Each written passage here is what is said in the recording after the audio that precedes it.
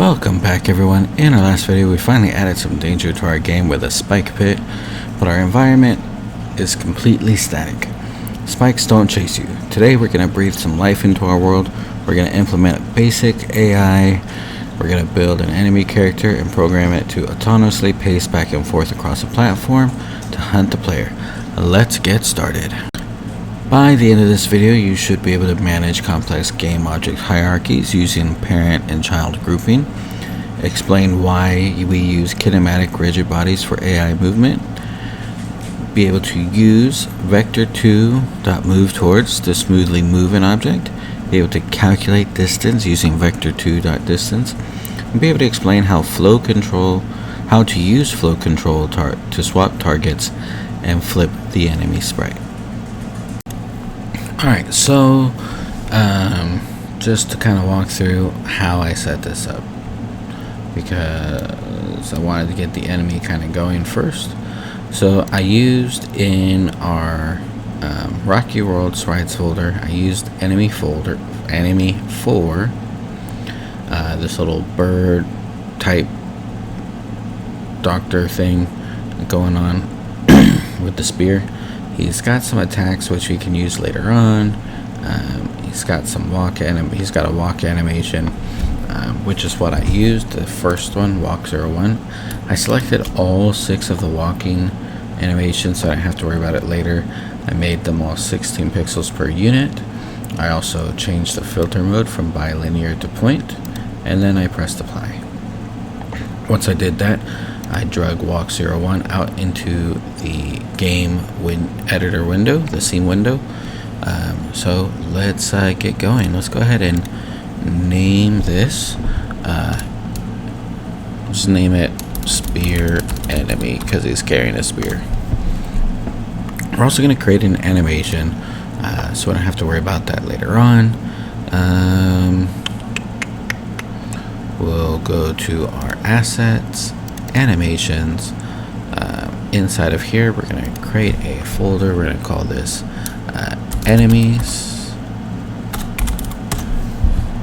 and then open that up, and this is going to be spear enemy underscore walk dot anim, and then we're going to hit save. Let's go ahead and drag all these out to it. And then click on our spear enemy so we can see everything. See, there's 3, 4, 5, 6 of them, 7 if we count the first one twice. So we'll just put it on. We'll put it on the 7s.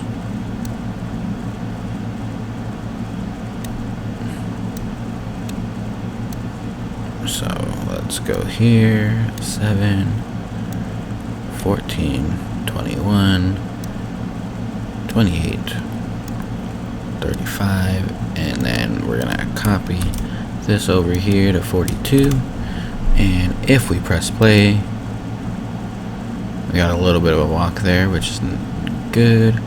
We can change the pace on it. We're using the sample rates if we need to, but I think 30 is a little too slow.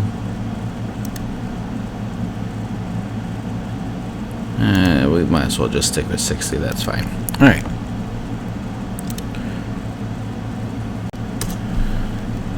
We're going to go ahead and take our, let's go ahead and zero it out first.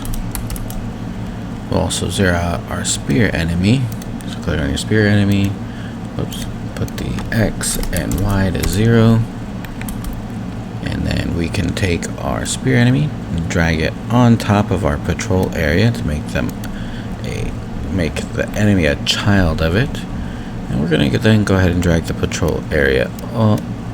Try this again. Drag the patrol area over here on top of this platform. Now you're gonna know it's a child of it because you're gonna see it indented in underneath patrol area. And then select your spear enemy. Let's go to add component. What are we gonna? We're gonna add. We'll add this box collider to D. Let's go ahead and edit it so that it is in closer towards the rest of the sprite. There we go. Let's go ahead and add another component, and this is going to be a rigid body 2D. Let's close up our animator for right now. We'll open up our rigid body 2D. So we're gonna have to make some major changes to this rigid body 2D. We don't want gravity or other physics forces pushing our enemy around. We want to have our code control 100% of how this enemy moves. So on our rigid body component, we're going to change the body type from dynamic to kinematic. And basically kinematic means this object still interacts with physics engine, but it completely ignores gravity and any external forces acting on it.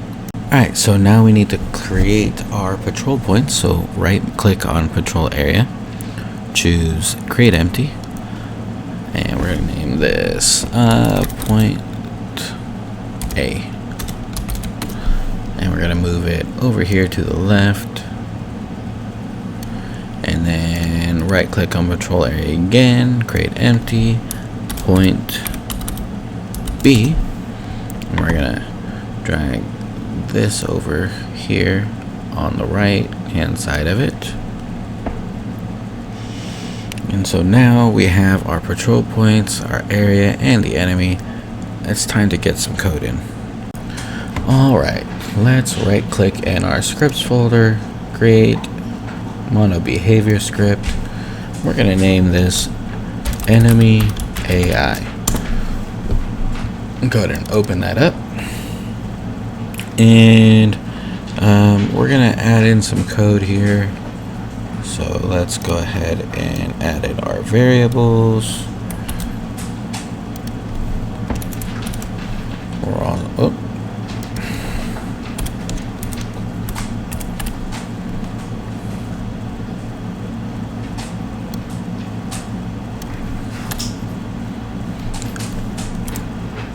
Alright, we're going to go ahead and add in some code here, starting with our variables. We're also going to add in a line here in the start method, and then we're going to talk about it all. So at the top, we created some empty slots for point A and point B, so we can assign them in the inspector. We also created a float for our speed, and finally we created a variable called current target. This is the enemy's short-term memory. It tells the enemy which point it's currently walking towards. Inside the start method, the very first second the game runs, we tell the enemy to set its memory to point A, so it immediately starts moving towards the left. Now let's make it move. In our update function, we're going to be putting in some code here. So inside our update method, we're going to type in this code here. And so here's what it's doing. First, we're going to use vector2.moveTowards. This function takes your current position, looks at the target position, and then pushes you one tiny step closer based on your speed. We're then going to multiply it by time.delta time to ensure that it moves smoothly regardless of the computer's frame rate. Next, we write an if statement to check our math using vector2.distance. We ask, is the distance between me and my target less than 0.1? If it is, then it means we've arrived. If we've arrived, we trigger our flow control. We ask, was I walking to point A? If the answer is yes, then change the memory to point B. Otherwise, change it back to point A.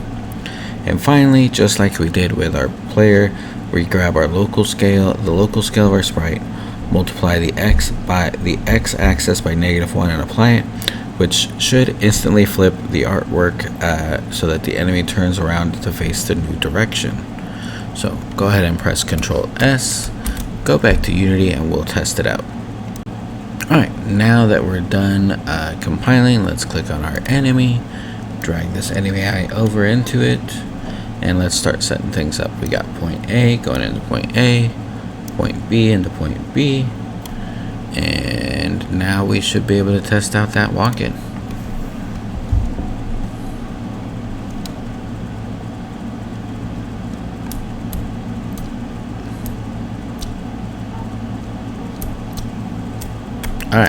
So it is working. However, we got a little bit of problem here, and I think that's because of two things: where the point A and point B are located, and also where the enemy's point of origin are. So let's try to check that out and fix it real quick. It's also facing the wrong direction when it goes. So let's go to our code real quick. So we're gonna actually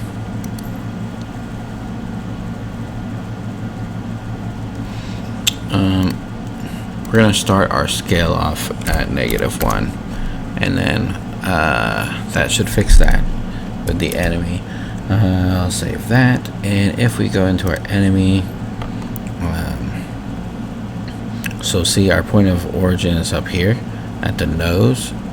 So if we come over here and we grab both of these, why is my point B right? Oh, it's not right there. Point B is still where it needs to be.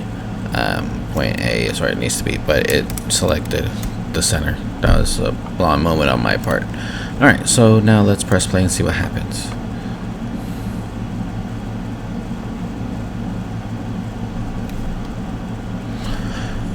Let's just, rather than rolling over there, look at our enemy. So he's moving left, he's facing right. There is a little bit of issue where he kind of like jumps off of the platform when he turns.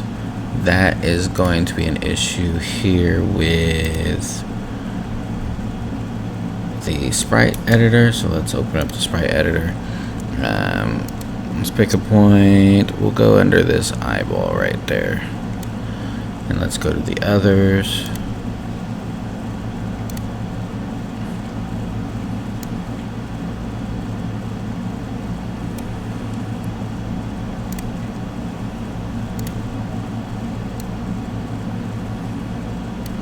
So this is why if you can make your own artwork, it's definitely good to, or at least if you're gonna buy assets or get assets from the user store, you really got to know how to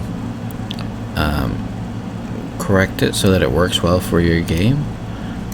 Because obviously we can't have that guy off of the platform. He's not really a ghost type character.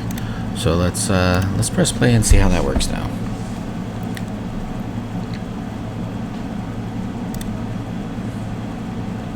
There we go.